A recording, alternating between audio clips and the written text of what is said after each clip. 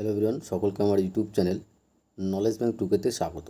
আজকে আমি তোমাদের এই ভিডিওর মাধ্যমে ক্লাস 10-এর প্রশ্নবিচিত্রার ফিজিক্যাল সায়েন্স অর্থাৎ ভৌতবিজ্ঞানের যে 9 নম্বর স্কুল ময়না বিবেকানন্দ কন্যা বিদ্যাপীঠ এইচএস এই স্কুল অর্থাৎ 9 নম্বর স্কুল যে সমস্ত কোশ্চেনগুলো আছে সমস্ত কোশ্চেনে আমি আজকের এই ভিডিওর মাধ্যমে তোমাদের বলবো। ঠিক আছে, তার আগে বলবো চ্যানেল নতুন থাকলে চ্যানেলটিকে সাবস্ক্রাইব করে নিও এবং তার সাথে সাথে পাশে থাকা বেল আইকনটি ক্লিক করে নিও, যেন পরের ভিডিও দিলে তোমরা সেই ভিডিওটার নোটিফিকেশন সঙ্গে সঙ্গে পেয়ে যাও। এবং ভালো লাগলে অবশ্যই বন্ধুর সঙ্গে শেয়ার করবে এবং কমেন্ট করে জানাবে। এবং তার সঙ্গে সঙ্গে তোমাদের বলবো, যদি তোমরা ক্লাস 10-এর ফিজিক্যাল সায়েন্স লাইফ সায়েন্স এর পিডিএফ প্রশ্নবিচিত্রার দ্বিতীয় পর্যায়ক্রমিক মূল্যায়নের অ্যান্সারের যে পিডিএফ যে কটা সেট আছে সম্পূর্ণ দ্বিতীয় পর্যায়ক্রমিক মূল্যায়নের সমস্ত সেটের অ্যান্সারের পিডিএফ যদি নিতে চাও তাহলে তোমরা আমার এই হোয়াটসঅ্যাপ নম্বরে যোগাযোগ করবে। ঠিক আছে, হোয়াটসঅ্যাপ নম্বর হচ্ছে 8145150357। ঠিক আছে, ফিজিক্যাল সায়েন্স এবং লাইফ সায়েন্স এই দুটো মিলে টোটাল 70 রুপিস আমি ধার্য করেছি। ঠিক আছে, তো 70 রুপিস দিয়ে তোমরা লাইফ সায়েন্স এবং ফিজিক্যাল সায়েন্সের পিডিএফ নিতে পারো। এবার আসছি আমরা কোশ্চিনে। প্রথমে আমরা গ্রুপ এ এর যে কোশ্চেনগুলো আছে গ্রুপ এর কোশ্চেনগুলো নিয়ে প্রথমে আমরা আলোচনা করব। গ্রুপ এ দেখো, প্রথমে এক দাগে বলেছে যে বহু বিকল্প ভিত্তিক প্রশ্ন, প্রতিটি প্রশ্নের 4টি করে বিকল্প উত্তর দেওয়া আছে, যেটি ঠিক সেটি লিখতে বলেছে। পিডিএফটা কীরকমভাবে তোমরা এই ভিডিওর মাধ্যমে কিন্তু দেখতে পাবে। এই ভিডিওটা যেরকমভাবে দেখতে পাচ্ছ সেরকমভাবে কিন্তু তোমরা পিডিএফগুলো পাবে। ফার্স্ট কোশ্চেন দেখো বলেছে, প্রথম কোশ্চেন বলেছে যে প্রদত্ত কোন বিষয়টির ওপর ধাতুর তাপ পরিবাহিতাঙ্ক নির্ভর করে। প্রদত্ত কোন বিষয়টির ওপর ধাতুর তাপ পরিবাহিতাঙ্ক নির্ভর করে। সঠিক যেটা অ্যান্সার হবে সেটা হচ্ছে অপশান বি, উপাদানের প্রকৃতির ওপর। কী বলো তো, উপাদানের প্রকৃতির ওপর কিন্তু তোমার ধাতুর তাপ পরিবাহিতাঙ্ক নির্ভর করে। নেক্সট 2 নম্বর কোশ্চিন বলেছে, দেখো 2 নম্বর কোশ্চিন বলেছে যে এসটিবিতে 22.4 লিটার কার্বন মনোক্সাইডের ভর কত। এসটিবিতে 22.4 লিটার কার্বন মনোক্সাইডের ভর কত। সঠিক যেটা অ্যান্সার সেটা হচ্ছে 28 গ্রাম। অ্যান্সার হবে অপশান সি। ঠিক আছে, এটার ব্যাখ্যাটা এখানে করে দেওয়া আছে, অঙ্কটা 28 গ্রাম কীভাবে আসলো সেটা তোমরা যারা পিডিএফ নিয়ে তারা কিন্তু পেয়ে যাবে। ঠিক আছে, নেক্সট 3 নম্বর কোশ্চিন বলেছে যে 10টি ইলেকট্রনকে একটি বিন্দু থেকে অন্য বিন্দুতে নিয়ে যেতে 10টি ইলেকট্রনকে একটি বিন্দু থেকে অন্য বিন্দুতে নিয়ে যেতে কৃতকার্য ডব্লিউ হলে বিন্দু দুটির মধ্যে বিভব পার্থক্য কত হবে সেটা বের করতে বলেছে। সঠিক যেটা অ্যান্সার সেটা হচ্ছে অপশান এ, W/10E। কী বলো তো, W/10E। ব্যাখ্যাটা এখানে দেখে নেবে। দেখো যে স্থিরতড়িৎ বিজ্ঞানের সূত্র অনুযায়ী আমরা জানি বিভব পার্থক্য ভি সমান কি জানি, কৃতকার্য বাই মোট স্থানান্তরিত আধান, অর্থাৎ ভি ইজিক্যাল টু কী জানি আমরা, যে তোমার কৃতকার্য বাই আধান কিউব, এটা জানি। এখানে 10টি ইলেকট্রন অর্থাৎ 10টি ইলেকট্রন মোট আধান কত, 10E। তাহলে অতএব ভি সমান কী পাবো, কিউ এর মানটা আমরা পেয়ে গেছি 10E, তাহলে ভি সমান পেয়ে যাবো W/10E। তাহলে সঠিক অ্যান্সার হয়ে যাবে option A, W/10E। Next 4 number question দেখো, 4 নম্বর কোশ্চিন বলেছে যে ফ্লেমিংয়ের বামহস্ত নিয়মে তড়িৎ প্রবাহের দিক নির্দেশ করে কোনটি। ফ্লেমিংয়ের বামহস্ত নিয়মে তড়িৎ প্রবাহের দিক নির্দেশ করে কোনটি। সঠিক যেটা অ্যান্সার সেটা হচ্ছে অপশান এ, মধ্যমা। ঠিক আছে, অ্যান্সার কী হবে, মধ্যমা। ফ্লেমিংয়ের বামহস্ত নিয়মে তড়িৎ প্রবাহের দিক নির্দেশ করে সেটি হচ্ছে কী বলতো, মধ্যমা। নেক্সট 5 নম্বর কোশ্চিন বলেছে প্রদত্ত কোনটির ক্যাথোডে বিজারিত হওয়ার প্রবণতা সবচেয়ে বেশি। প্রদত্ত কোনটির ক্যাথোডে বিজারিত হওয়ার প্রবণতা সবচেয়ে বেশি। সঠিক যেটা অ্যান্সার সেটা হচ্ছে অপশান ডি, Ag+। Ag+-এর তোমার প্রবণতা সব থেকে বেশি হওয়া। তারপরে 6 নম্বর কোশ্চিন দেখো, 6 নম্বর কোশ্চিন বলেছে যে বেগুনি বর্ণের আম্লিক পটাশিয়াম পারম্যাঙ্গানেট দ্রবণে H2S গ্যাস পাঠালে দ্রবণের অন্তিম বর্ণ কী হবে। সঠিক যেটা অ্যান্সার সেটা হচ্ছে অপশান ডি, বর্ণহীন হবে। কী বলো তো, বর্ণহীন হবে। নেক্সট 7 নম্বর কোশ্চিন বলেছে যে প্রদত্ত কোনটি একটি সালফাইডযুক্ত আকরিক। প্রদত্ত কোনটি একটি সালফাইডযুক্ত আকরিক? সঠিক যেটা অ্যান্সার সেটা হচ্ছে অপশন সি, কপার গ্লান্স। ঠিক আছে, এই গেল আমাদের গ্রুপ এর সমস্ত কোশ্চেনের অ্যান্সার। এবার আসবো আমরা গ্রুপ বিতে, এবং গ্রুপ বি এর যে কোশ্চেনগুলো আছে তার কোশ্চেনগুলো নিয়ে কোশ্চেনের অ্যান্সারগুলো নিয়ে আলোচনা করার আগে তোমাদের বলবো, চ্যানেল নতুন থাকলে চ্যানেলটিকে সাবস্ক্রাইব করে নিও এবং তার সাথে সাথে পাশে থাকা বেল আইকনটিও ক্লিক করে নিও। পরের ভিডিও দিলে তোমরা সেই ভিডিওটার নোটিফিকেশন সঙ্গে সঙ্গে পেয়ে যাও। ভালো লাগলে অবশ্যই বন্ধুর সঙ্গে শেয়ার করবে এবং কমেন্ট করে জানাবে। ঠিক আছে, এবং পিডিএফ নিতে গেলে তোমরা আমার এই ভিডিও ডেসক্রিপশনে আমার হোয়াটসঅ্যাপ নাম্বার দিয়ে দেবো, তোমরা সেখান থেকে তোমরা হোয়াটসঅ্যাপে গিয়ে আমাকে মেসেজ করবে। পিডিএফটা কীভাবে পাবে সেটা আমি তোমাদের বলে দিব। ঠিক আছে, শুধুমাত্র যদি ফিজিক্যাল সায়েন্সের যদি পিডিএফ নিতে চাও, যে দ্বিতীয় পর্যায়ক্রমিক মূল্যায়নের প্রশ্নবিদ্যার যতগুলো সেট আছে, যতগুলো স্কুল আছে, সমস্ত স্কুলের অ্যান্সারের যে পিডিএফগুলো সেটা নিতে গেলে টোটাল তোমার 35 রুপিস। এবং যদি তোমার লাইফ সায়েন্স এবং ফিজিক্যাল সায়েন্স জুড়ে নাও তাহলে তোমাকে 70 রুপিস পে করে তোমাকে পিডিএফটা নিতে হবে। ঠিক আছে, এবার আসি আমরা গ্রুপ বিতে। গ্রুপ বি বলছে নিম্নলিখিত প্রশ্নগুলির অতি সংক্ষিপ্ত উত্তর দাও। ফার্স্ট 2-এর 1 নম্বর কোশ্চেন কী বলেছে দেখো, ভেরি ভেরি ইম্পর্টেন্ট কোশ্চেন, যে গ্যাসের প্রমাণ ঘনত্ব এবং বাষ্প ঘনত্বের মধ্যে সম্পর্কটি লেখো। গ্যাসের প্রমাণ ঘনত্ব এবং বাষ্প ঘনত্বের মধ্যে সম্পর্কটি লেখো। তো আমরা জানি যে গ্যাসের প্রমাণ ঘনত্ব সমান সমান হচ্ছে বাষ্প ঘনত্ব গুণিত 0.089 গ্রাম পার লিটার। ঠিক আছে, এটা হচ্ছে তোমার সম্পর্ক।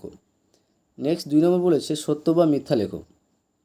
কঠিন পদার্থের দৈর্ঘ্য প্রসারণ গুণাঙ্ক তার প্রাথমিক দৈর্ঘ্যের উপর নির্ভর করে। কঠিন পদার্থের দৈর্ঘ্য প্রসারণ গুণাঙ্ক তার প্রাথমিক দৈর্ঘ্যের উপর নির্ভর করে। এটা অ্যান্সারটা হবে মিথ্যা হবে, কারণ দৈর্ঘ্য প্রসারণ গুণাঙ্ক হচ্ছে ধ্রুবক এবং এটি কেবলমাত্র উপাদানের প্রকৃতির উপর নির্ভর করে।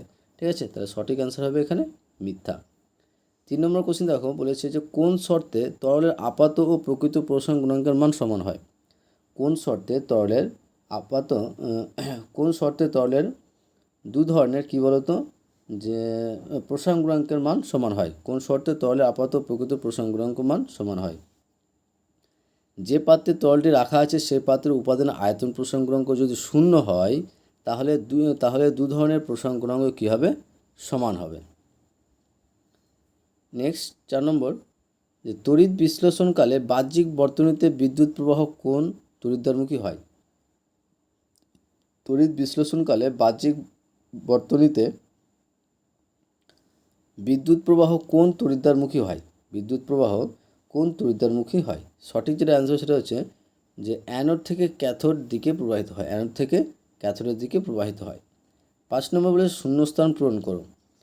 তড়িৎ বিশ্লেষণের সময় অ্যানোডের ড্যাশ বিক্রিয়া ঘটে। সঠিক যেটা অ্যান্সার হবে সেটা হচ্ছে জারণ বিক্রিয়া ঘটে।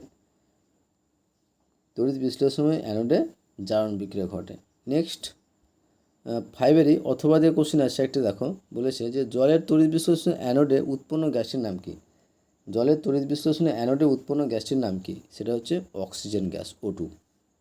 Next very very important question, বলেছে 1 ভোল্ট সমান সমান কত জুল? 1 ভোল্ট সমান সমান কত জুল? তাহলে সঠিক উত্তর হবে 1 ভোল্ট সমান সমান হচ্ছে 3.6 × 10⁶ জুল। ঠিক আছে, অ্যান্সার হচ্ছে কী বলতো, 1 ভোল্ট সমান সমান হচ্ছে 3.6 × 10⁶ জুল। নেক্সট 7 নম্বর কোশ্চেন, যে পরিবাহিতাঙ্কের অনন্যককে কী বলা হয়? পরিবাহিতাঙ্কের অনন্যককে কী বলা হয়? অ্যান্সার হবে রোধাঙ্ক বলা হয়। পরিবাহিতাঙ্কের অনন্যকে বলা হয় রোধাঙ্ক। ঠিক আছে, 7-এর অথবা কোশ্চেন দেখো, বলেছে সত্য অথবা মিথ্যা লেখো। ডিসি ভোল্টেজ ট্রান্সফরমার কার্যকরী নয়। ডিসি ভোল্টেজ ট্রান্সফরমারে কার্যকরী নয়। এটা সঠিক অ্যান্সার সেটা হচ্ছে সত্য। তারপরে 8 নম্বর কোশ্চেন বলেছে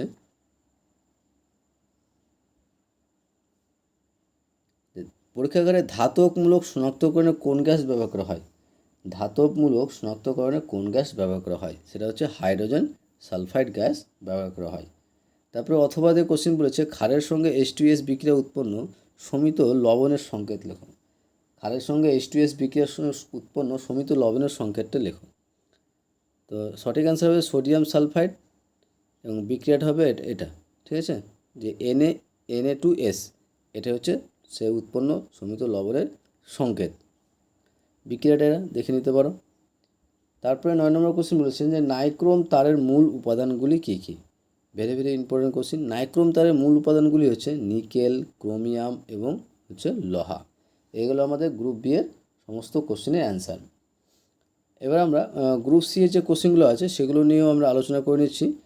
তার আগে বলবো, চ্যানেল নতুন থাকলে চ্যানেলটিকে সাবস্ক্রাইব করে নিও এবং তার সাথে সাথে পাশে থাকা বেল আইকনটি ক্লিক করে নিও, যেন পরের ভিডিও দিলে তোমরা সেই ভিডিওটার নোটিফিকেশন সঙ্গে সঙ্গে পেয়ে যাও। ভালো লাগলে অবশ্যই বন্ধুর সঙ্গে শেয়ার করবে এবং কমেন্ট করে জানাবে, ঠিক আছে।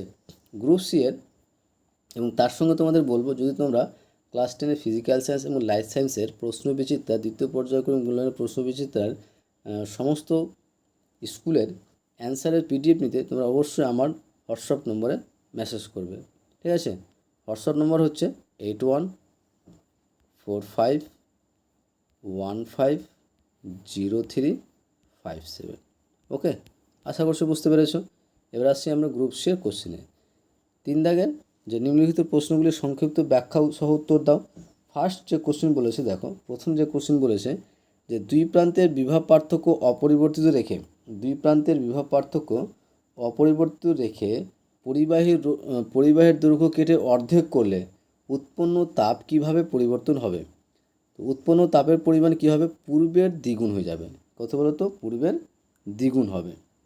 ওকে, ব্যাখ্যাটা কীরকম ব্যাখ্যা হচ্ছে, পরিবাহীর রোধ দৈর্ঘ্যের কী হয় সমানুপাতিক, অর্থাৎ আর সমানুপাতিক আই। আর দৈর্ঘ্য অর্ধেক করলে নতুন রোধ কী হয়ে যাবে, আর ইজিক্যাল টু কী হয়ে যাবে, আর/2 হয়ে যাবে।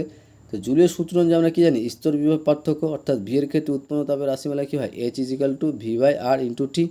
তাহলে নতুন তাপ হবে H is equal to V square by R into T সমান কী হবে, V square by R by 2 into T সমান 2 into V square by R into T, আর এটা সমান হচ্ছে 2h। তাহলে পূর্বের তুলনায় কী হবে, তাপটা দ্বিগুণ হবে। নেক্সট অথবা কোশ্চেন বলেছে যে তড়িৎ প্রবাহের চৌম্বক ক্রিয়া কাকে বলে। তড়িৎ প্রবাহের চৌম্বক ক্রিয়া কাকে বলে। সঠিক অ্যান্সার হবে যে কোনো পরিবাহী বা তারের মধ্য দিয়ে তড়িৎ প্রবাহ চালনা করলে পরিবাহীর চারপাশের স্থান জুড়ে একটি অস্থায়ী চৌম্বক ক্ষেত্রের সৃষ্টি হয়। এই ঘটনাকে তড়িৎ প্রবাহের চৌম্বক ক্রিয়া বলা হয়। বিজ্ঞানী ওয়েরস্টেড 1820 সালে এটি প্রথম আবিষ্কার করেছিলেন। নেক্সট 3-2 নম্বর কোশ্চেন দেখো। 3-2 নম্বর কোশ্চেন বলেছে, ভেরি ভেরি ইম্পর্টেন্ট একটা কোশ্চেন, যে অসওয়াল পদ্ধতিতে নাইট্রিক অ্যাসিড এর শিল্প প্রস্তুতির নীতিগুলি সমীকরণ সহ সংক্ষেপে লেখো। আর এর নীতিগুলি মূল 3টে ধাপে সম্পন্ন হয়। প্রথম ধাপ হচ্ছে অ্যামোনিয়ার জারণ, যে 1 ভাগ অ্যামোনিয়া ও 9 ভাগ বায়ু মিশ্রণকে 700 ডিগ্রি সেলসিয়াস থেকে 800 ডিগ্রি সেলসিয়াস উষ্ণতায় প্লাটিনাম তারজালির ওপর দিয়ে পাঠালে NH3 জারিত হয়ে নাইট্রিক অ্যাসিড গঠন করে। এর সমীকরণটা কীরকম হবে দেখে নাও। দ্বিতীয় ধাপ হচ্ছে NO সাধারণ উষ্ণতায় বায়ুর অক্সিজেন দ্বারা জারিত হয়ে বাদামি রঙের NO2 তৈরি করে। এর বিক্রিয়াটাও দেখে নেবে। তৃতীয় ধাপ হচ্ছে যে NO2কে উষ্ণ জলের সাথে বিক্রিয়া করলে নাইট্রিক অ্যাসিড উৎপন্ন হয়। এর সমীকরণটা বিক্রিয়াটাও তোমরা একবার দেখে নাও। ওকে, অথবা দিয়ে কোশ্চেন আছে, দেখো অথবা দিয়ে কোশ্চেন বলেছে। এই কোশ্চেনটা হচ্ছে ভেরি ভেরি ইম্পর্টেন্ট কোশ্চেন, যে কী ঘটে যখন উত্তপ্ত ম্যাগনেসিয়ামের ওপর N2 গ্যাস চালনা করা হয় এবং প্রাপ্ত পদার্থকে গরম জলে দ্বারা আদ্র বিশ্লেষণ করা হয়, কি উৎপন্ন হবে। তো তীব্র উত্তপ্ত ম্যাগনেসিয়াম ধাতুর ওপর দিয়ে নাইট্রোজেন গ্যাস চালনা করলে সাদা রঙের ম্যাগনেসিয়াম নাইট্রাইট চূর্ণ উৎপন্ন হয়। বিক্রিয়াটা এরকম হবে। এবং এই ম্যাগনেসিয়াম নাইট্রাইটকে ফুটন্ত গরম জলের সাথে ফুটিয়ে আদ্র বিশ্লেষণ করলে তীব্র ঝাঁঝালো গন্ধযুক্ত অ্যামোনিয়াম গ্যাস নির্গত হবে। এর বিক্রিয়াটা দেখে নাও। তারপরে নেক্সট 3 নম্বর কোশ্চেন দেখো। 3 নম্বর কোশ্চেন কী বলেছে, যে ক্যাথোডীয় সংরক্ষণ কাকে বলে। ক্যাথোডীয় সংরক্ষণ কাকে বলে। অ্যান্সার হবে ভূগর্ভস্থ লোহার পাইপ বা সমুদ্রগামী জাহাজ ইস্পাত নির্মিত খোলককে মরচে পড়ার হাত থেকে রক্ষা করার জন্য লোহার চেয়ে তড়িৎ ধনাত্মক ও সক্রিয় ধাতুকে তার দিয়ে লোহার সাথে যুক্ত করা হয়। এর ফলে সক্রিয় ধাতুটি অ্যানোড হিসেবে কাজ করে নিজে ক্ষয়প্রাপ্ত হয়, কিন্তু লোহাটি ক্যাথোড হিসেবে অক্ষত বা সংরক্ষিত থাকে। এই প্রতিরক্ষামূলক ব্যবস্থাকে ক্যাথোডীয় সংরক্ষণ বলে। তারপরে নেক্সট অথবা দিয়ে 3 অথবা দিয়ে কোশ্চেন বলেছে যে থার্মিট ওয়েল্ডিং কি, এর রাসায়নিক সমীকরণটি লেখো। অ্যান্সার হবে যে ফেরিক অক্সাইড এবং অ্যালুমিনিয়াম চূর্ণের 3:1 ওজনের মিশ্রণকে থার্মিট মিশ্রণ বলে। এই মিশ্রণকে ম্যাগনেসিয়াম ফিতা দিয়ে 2000 ডিগ্রি সেলসিয়াস উষ্ণতায় উত্তপ্ত করলে অ্যালুমিনিয়াম ফেরিক অক্সাইডকে বিজারিত করে অত্যন্ত উচ্চ তাপমাত্রায় গলিত লোহা প্রস্তুত করে। এই গলিত লোহার সাহায্যে রেল লাইনের ফাটল বা ভাঙা বড় যন্ত্রপাতি জোড়া দেওয়ার পদ্ধতিকে থার্মিট ওয়েল্ডিং বলে। বিক্রিয়াটা দেখে নেবে, ঠিক আছে। আর গ্রুপ ডি এর অ্যান্সারগুলো নেওয়ার জন্য তোমরা অবশ্যই দেওয়া হোয়াটসঅ্যাপ নম্বরে যোগাযোগ করবে। আমি এই ভিডিও ডেসক্রিপশনে কিন্তু আমি হোয়াটসঅ্যাপ নম্বর দিয়ে দেবো, বা এখানে বলে দিচ্ছি। হোয়াটসঅ্যাপ নম্বর হচ্ছে আমার 8145150357। ওকে, তাহলে গ্রুপ ডি এর অ্যান্সারগুলো নেওয়ার জন্য, অর্থাৎ ভৌতবিজ্ঞান এবং জীবনবিজ্ঞানের পুরোপুরি সম্পূর্ণ স্কুলের অ্যান্সারের পিডিএফ নিতে অবশ্যই এই নম্বরে তোমরা যোগাযোগ করবে। এর প্রতিটা সাবজেক্ট অর্থাৎ এক একটা সাবজেক্টে 35 টাকা করে আমি মূল্য রেখেছি, দুটো নিলে 70 টাকা। ওকে, আশা করছি তোমাদের ভিডিও ভালো লেগেছে। থ্যাংক ইউ ভিডিওটা দেখার জন্য।